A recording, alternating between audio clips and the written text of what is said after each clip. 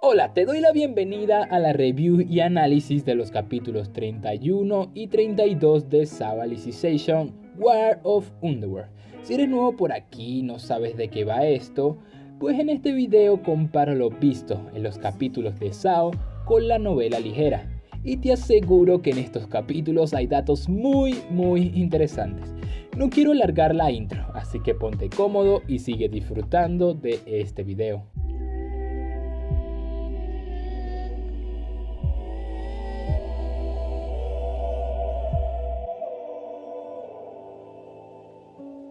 Comenzamos con el capítulo 31, con la escena del Caballero de la Integridad, Renry, quien había abandonado su frente de batalla y se escondió en una tienda de suministros. Hay un cambio bastante notable entre la novela y el anime, ya que originalmente entraron dos goblins en la tienda donde estaba Renry, Tiese y Ronje. El primero es asesinado por Lynel, luego llegó Fizzle y hay una pequeña conversación entre Lynel y Renry, en la que literalmente ella le dice que es un cobarde espantoso.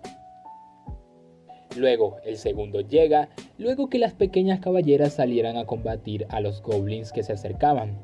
Y ahora sí pasa la escena que vimos en el anime, donde Kirito AFK de alguna manera logra dar fuerzas a Renry, pero un detalle que es interesante es este pedacito de la novela. Imposible, no puedo luchar más. Fue suficientemente atemorizante, incluso en contra de ese goblin. El escaso valor que había reunido de todo su ser se dispersó y desapareció. Su respiración se volvió superficial.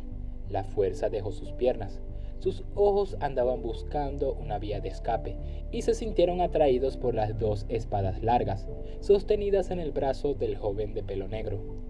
Una de ellas, la espada adornada con una detallada rosa incrustada en su mango, dejó escapar una débil luz en la tenue oscuridad. La luz azul, débil pero de alguna manera cálida, latía como un corazón. El temor de hielo que envolvía su cuerpo entero se descongelaba gradualmente. Después de contener todo el aire que su pecho podía contener, Renry habló. Ambas deben quedarse aquí y proteger a Kirito-san. Sí. Así que de cierta forma, es como si Yusho le hubiera también dado fuerzas a Renry. Es bastante curioso. En toda esta escena, me gusta cómo van contando el pasado de Renry y su miedo y complejo. Me parece que estuvo muy bien llevado, aunque hay un detalle que se dejaron de lado, pero ya lo explico. La escena de la batalla contra el jefe Goblin estuvo bastante recortada en el anime. En las novelas nos dan explicación de cómo Kosogi era capaz de desviar los cuchillos de Renry, el cual era primero por el sonido de rotación que emitían los cuchillos y segundo por lo ligero que eran, tal y como vemos. Pero otro detallazo que quiero comentar y que también explica lo que dije que se habían saltado ocurre en la página 80. Las debilidades de las Twin Edge Wing, el único método para deshacerse de ellas sería el arte secreto de los Integrity Knights, el Armament Full Control Art. Se decía que este instrumento divino fue una vez una pareja de aves divinas que había perdido, respectivamente, sus alas izquierda y derecha. Incapaces de volar con una sola ala, se unieron y se elevaron más alto que cualquiera de los otros pájaros podría ir, y volaron durante cerca de una eternidad. Esta leyenda dio a luz una pequeña herida, punzando en el corazón de Renry sin que se diera cuenta. Aquel que apreciaba esos recuerdos robados suyos a través del ritual síntesis. El amigo de la infancia contra el que cruzó espadas en la batalla final del torneo de la unidad de los Cuatro Imperios, al cual robó la vida por accidente al final de esa batalla, superando a todos los demás.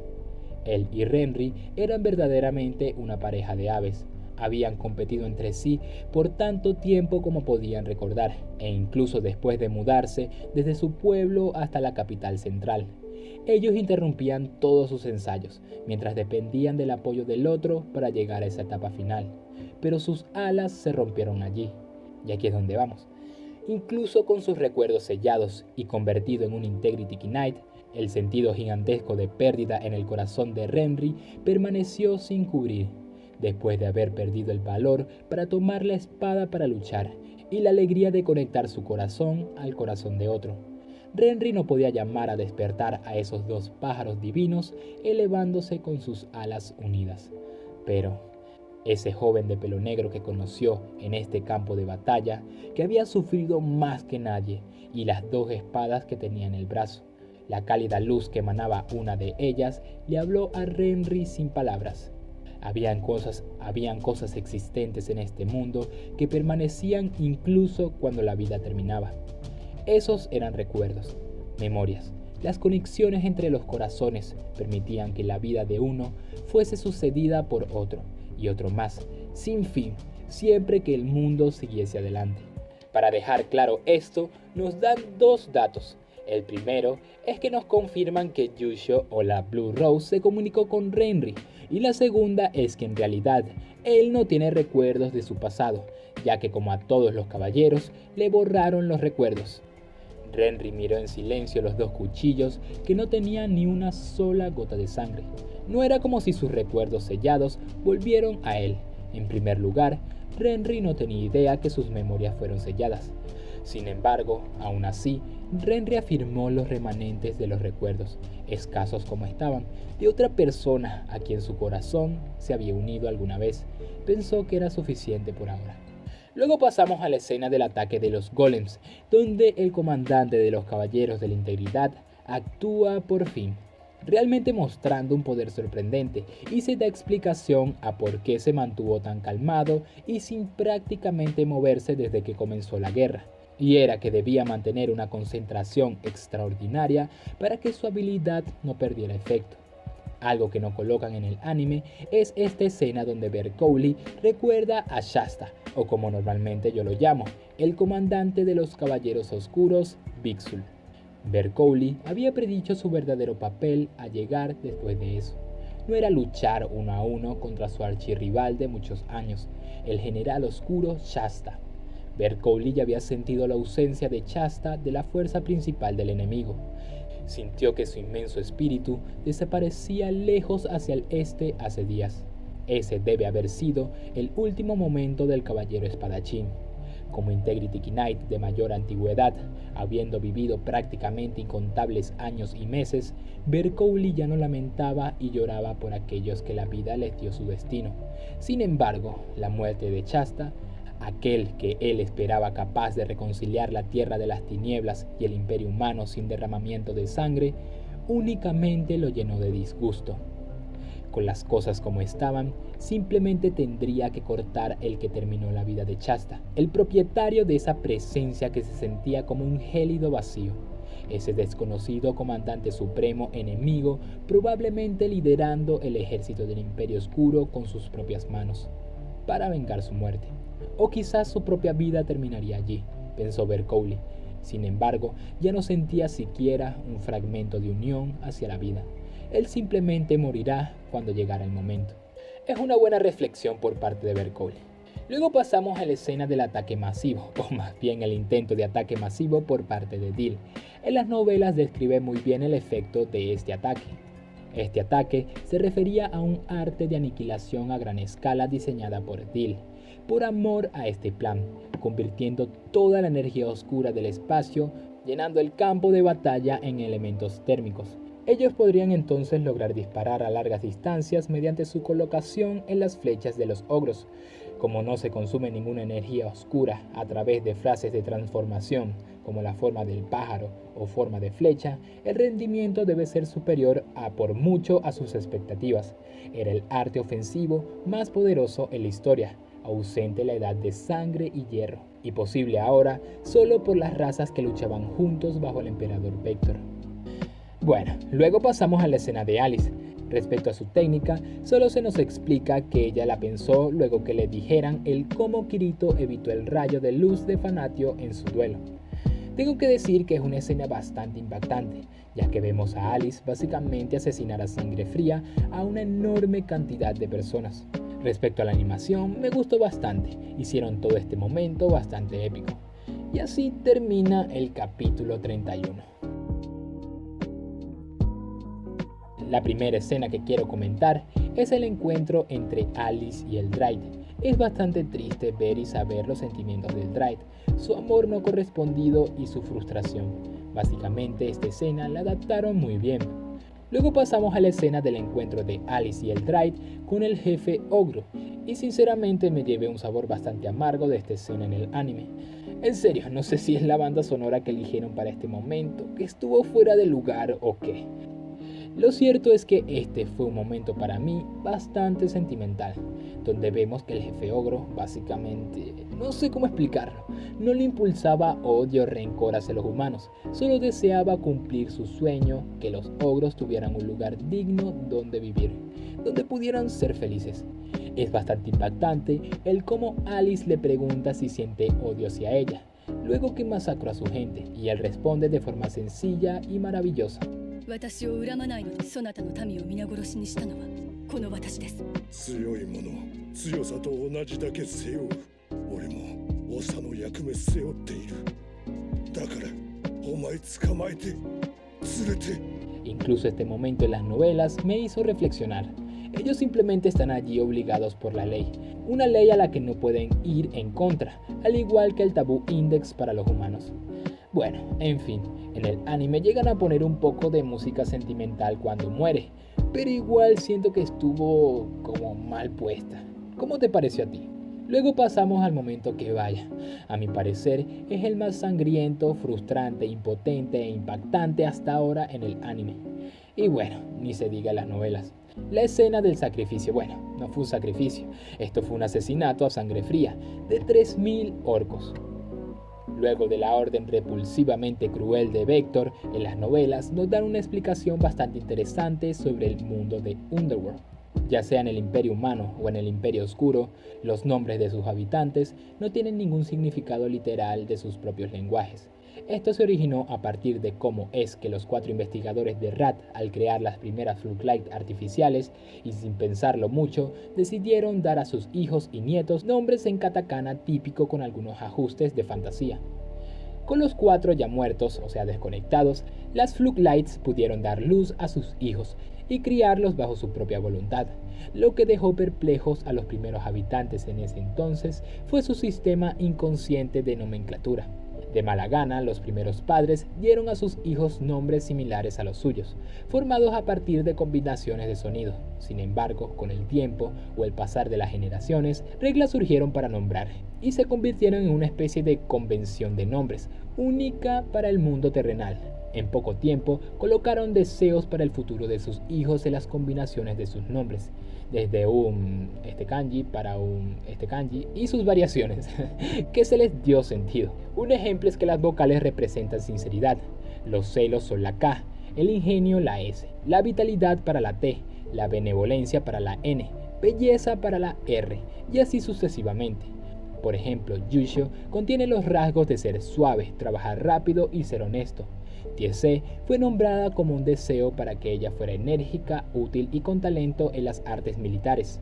Ronje fue un nombre implorado para que ella fuera hermosa, rica de corazón y seria. La convención de nomenclatura también fue especialmente compartida por los demi-humanos del territorio oscuro. Por ejemplo, Sigrosik era un nombre codicioso, con la esperanza de que fuera vivaz, valiente, sin miedo y con más valentía. Las razas de goblins con su velocidad de reproducción eran una excepción. A menudo utilizan formas conjuntivas de verbos como kosogi y chibori. Mientras tanto, las familias distinguidas entre los usuarios de artes oscuras consideraron las convenciones como una práctica de las especies inferiores y tienen la tradición de utilizar iniciales de la antigua escritura de la oscuridad. Ahora sí pasamos con Rirupirin.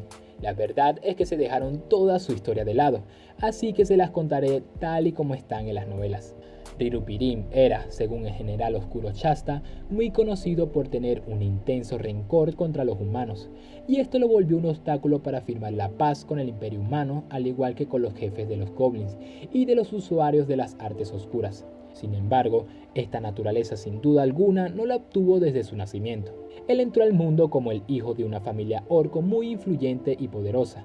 Fue elogiado como el bebé más hermoso en la historia de los orcos. El nombre que le fue dado contenía 3 veces la R de belleza, algo pocas veces vistos en los orcos. Rirupirin se elevó sublime tanto en el exterior como en el interior gracias a los deseos de sus padres. Fue bendecido con talento en el arte de la guerra, y todos tenían la expectativa de que él fuera el próximo jefe. Un día, él acompañó al jefe de la época por los lagos y pantanos del sureste del territorio orco, por primera vez hacia el palacio de obsidiana, adornado con una magnífica armadura y una espada ostentosa. Inclinó su espada con orgullo al entrar en la ciudad, donde pudo mirar de cerca a los seres humanos con sus cuerpos delgados, cabello brillante y sus encantadores rasgos faciales. Rirupirín comprendió algo que destrozó todo su conocimiento. Su belleza fue cuantificada como la de un orco, y los orcos eran menospreciados como la raza más fea en el Imperio Oscuro. Corpulentos, con sus vientres redondos, extremidades rechonchas, una nariz grande y plana, ojos hundidos y orejas caídas. Dadas estas características, entre los orcos se decía que Ruripirín era hermoso, pues él poseía un rostro un poco similar a los seres humanos. El alma de Ruripirín fue conducida al borde del colapso ante esta verdad. Solo podía aferrarse a una fuerte emoción para mantener su estado mental. Esto fue el rencor. Algún día, él definitivamente derrocaría a la raza humana, por lo que todos serían sus esclavos, y aplastaría hasta el último de sus ojos para evitar cualquier burla sobre los orcos. Ruripirín se convirtió en el jefe orco mientras mantenía oculta esa horripilante determinación. De ahí que, desde luego, él no tuvo alguna innata inclinación hacia la crueldad como Kosogi. Su hostilidad hacia los seres humanos podría ser vista como un trascendental complejo.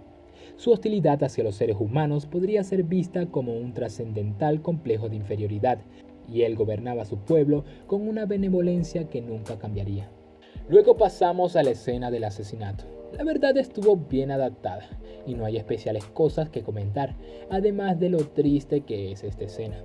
Bueno, no es como que el capítulo se vuelva más alegre, la verdad. Ahora pasamos a la escena del Dry. Primero tengo que dar una explicación de lo que es el ataque del territorio oscuro.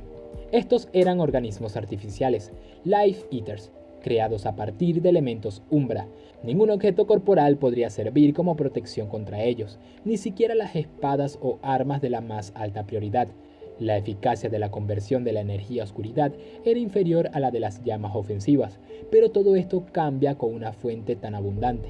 Dee había elegido este arte como venganza por el arte enemigo, Pilar de Luz, que quemó 1 millar de sus preciosos subordinados hasta la muerte. Incluso los gritos de los soldados orcos, retorciéndose por el dolor, sonaban agradables a sus oídos ahora.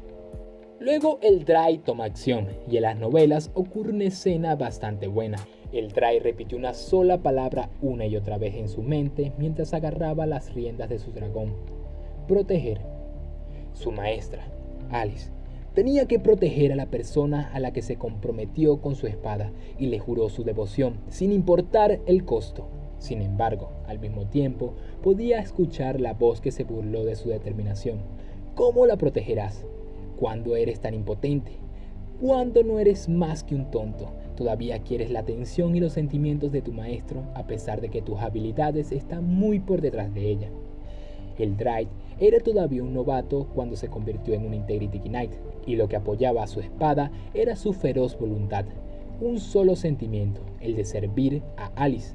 Fue así como se convirtió en un caballero de alto rango, pero eso también amplifica la reacción violenta que siente cada vez que su corazón vacila. No tengo fuerza para proteger a mi maestra Alice, ni el derecho para presentarme a su lado. Su fuerza se redujo rápidamente a medida que ese pensamiento se adhirió a su mente. A pesar de que había montado a Takiguri y perseguido a la unidad Señuelo, de haber percibido esa siniestra premonición, no tenía idea de lo que podría haber hecho. Con las cosas como estaban, él también podría dejar su vida sobre esta tierra junto a su ama.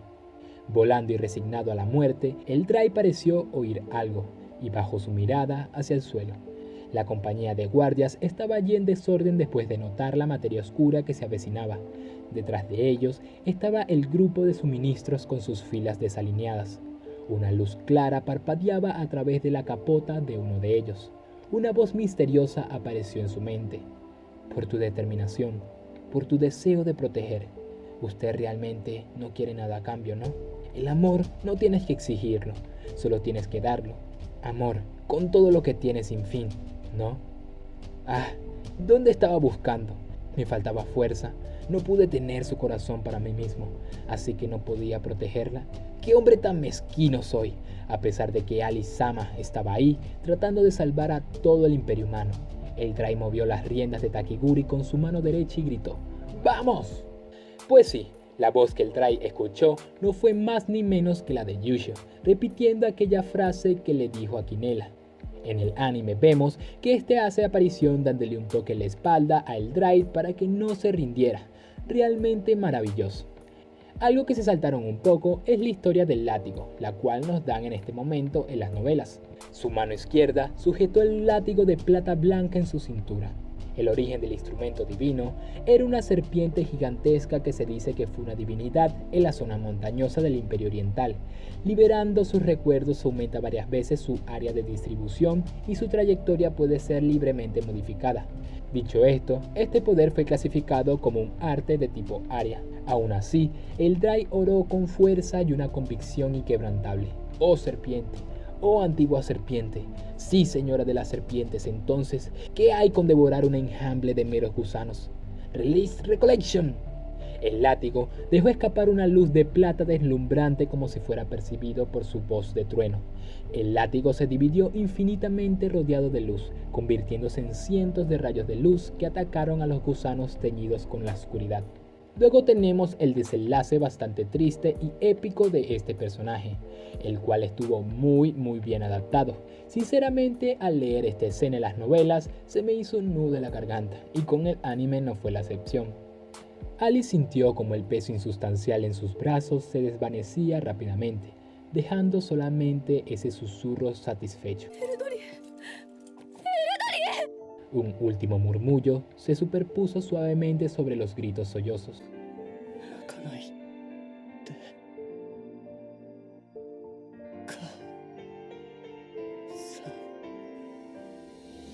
Y el alma que pertenece al Integrity Knight, el Drai Synthesis 31, también conocido como el Drai Wolfsburg, dejó el mundo terrenal para siempre.